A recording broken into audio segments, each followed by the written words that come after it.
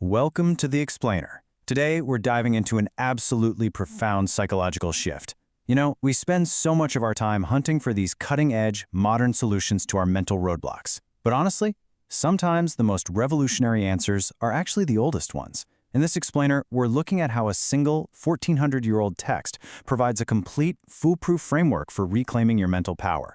We're going to break down an ancient verse that acts as the ultimate cure for literally one of the most paralyzing mindsets a person can fall into. So be honest with yourself for a second. When things go sideways in your life, do you instantly blame your circumstances, your upbringing, or just the people around you? It's human nature, right? When we hit a brick wall, our knee-jerk reaction is to look outward.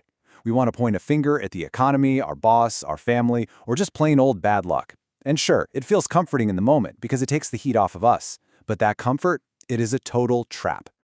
Okay, let's dive into this. What we're actually talking about here is the victim mentality. Modern psychology defines this as a mindset where someone constantly blames external factors for their problems. And here is the truly dangerous part. Psychologists recognize this specific mentality as the absolute fastest way to stay trapped in depression. Because think about it, when everything is always someone else's fault, you have zero control. And when you have zero control, you feel entirely helpless.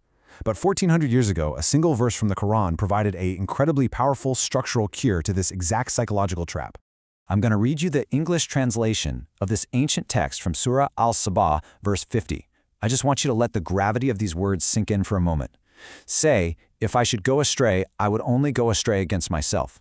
But if I am guided, it is by what my Lord reveals to me. Indeed, He is hearing and near. It is incredibly poetic, but beneath that poetry is a rigorous, three-part psychological framework. Let's break down exactly how this operates. Part 1. Radical Accountability. Let's look at this specific fragment. If I should go astray, I would only go astray against myself. This simple sentence completely, totally eliminates the blame game. There is absolutely no room here to blame the universe, society, or the people around you. It places the ultimate responsibility for your missteps squarely on your own shoulders. It forces you to take a hard look in the mirror. And this brilliantly illustrates a core concept in behavioral science. On one hand, you've got the victim mentality, that reflex to blame external factors. But contrasting that is what psychology calls an internal locus of control. This is the understanding, the deep acceptance that your choices have direct consequences. The verse we're analyzing is essentially an ancient blueprint for establishing this internal locus of control.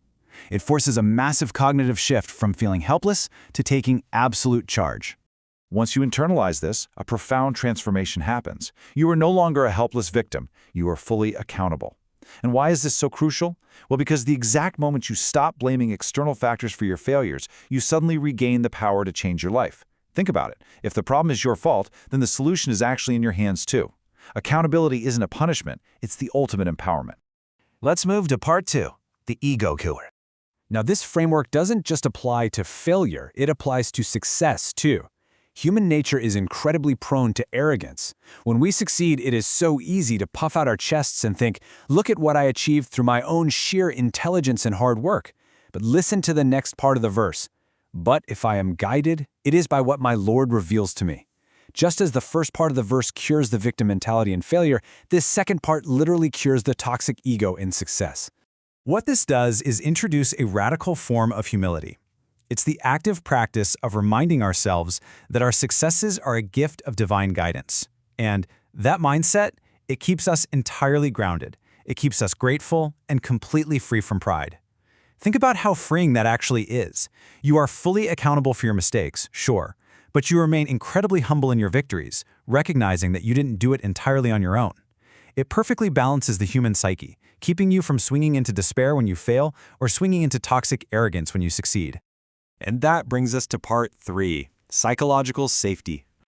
Now, what's really interesting about this is how it all wraps up. We've dealt with failure, we've dealt with success, and then the verse closes with these words, indeed, He is hearing and near. Establishing extreme accountability and killing the ego can sound like harsh, really demanding work. But the text doesn't leave you stranded out there in isolation. It throws a profound blanket of mental peace over the reader. Modern psychology actually backs this up perfectly, showing us that human anxiety drops drastically when a person feels heard and feels safe. This ancient text assures you that even when you lose your way, you are never truly isolated. There is a higher power listening to you and doing so without judgment right beside you. So yes, you are accountable, but you're also deeply, deeply supported.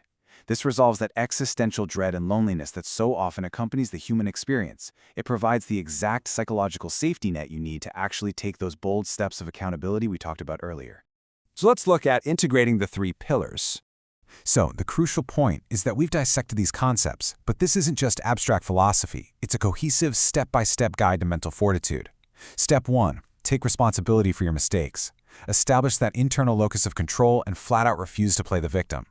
Step 2. Stay humble in your success.